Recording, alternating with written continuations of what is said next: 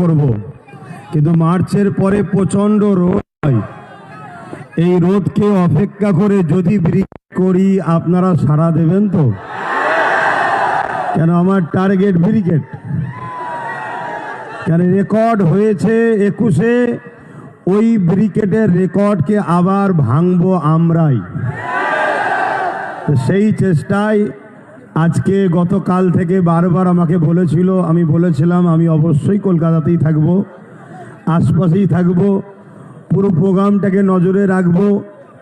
আমি দেখতে চাই যে নওশাদ সহ তার সহযোদ্ধারা 5 বছরে কি করলো।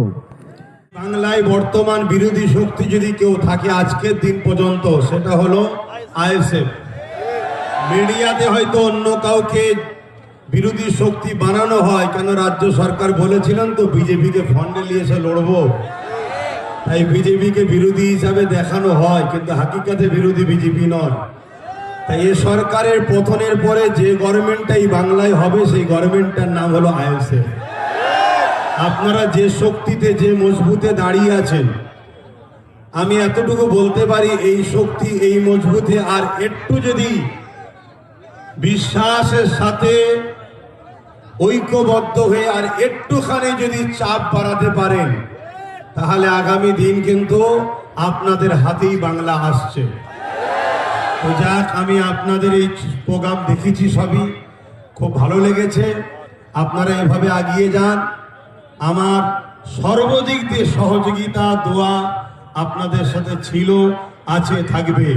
আমরা ভারতীয়, ভিক্ষা নয়, অধিকার চাই। আমরা ভারতীয়, কোনো সংবিধান ছাড়া কোনো দাদা দিদির কথা মানি না। সংবিধানের কথা যে দাদা দিদি বলবে সেই দাদা দিদিকে মাথায় নিয়ে ঘুরবো, আর যে দাদা দিদি সংবিধানকে তাকে রেখে নিজেদের কথা শোনাতে চাইবে সেই দাদা দিদিকে সংবিধানের ডায়েরিতে এনে জেলের কারাগারে আমরা যুব সমাজই ভরব। এই অঙ্গীকার নিয়ে আজকে আপনারা তো চলে গেছেন, রাস্তায় সব দেখছি চতুর্দিকে। কেন আমি যদি আরেকটু আগে ঢুকতাম তাহলে তো আরো সমস্যা হয়ে যেত না। তো সেই জায়গায় যখন ভিড় কেটে গেছে, আমি আস্তে আস্তে বললাম এবারে চলো যে একটু কমসে কম, কেন গতবারে নওশাদ বলেছিল আমরা 2 ভাই এক জায়গায় হব। সেই না হয় জালিমরা কোনো খোঁজে পাবে না, কোনো ফল্ট না পেয়ে বললো কই তার ভাই এলো না তো, মানে কিছু যখন উপায় থাকেন এটা বলবে।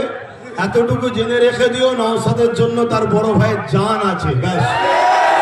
এবারে আমার আরো অনেক কাজ আছে, সেদিকটা দেখতে হয়, এদিকটা নওশাদ দেখছে তোমাদের সবাইকে নিয়ে, এবং তোমাদের সাথে নওশাদের সাথে আমি আছি, অবশ্যই পাশে আছি, তো সে আমি বিশ্বাস করি।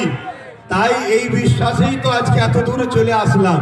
তো যাক, সকলে কথা শোনো, আমি এইটুকু বলি, সংক্ষেপ করলাম। আমার শেষ আবার একটা কথা, আমরা ভারতীয়, সাদা চামড়া ব্রিটিশকে তাড়িয়েছি, এই ব্রিটিশদের দালাল কালো চামড়াগুলোকেও আমাদের তাড়াতে হবে। ব্যাস, কথা শেষ করছি। সুস্থ থাকেন, ভালো থাকেন। ভারতবর্ষ জিন্দাবাদ, ভারতবর্ষের সংবিধান জিন্দাবাদ।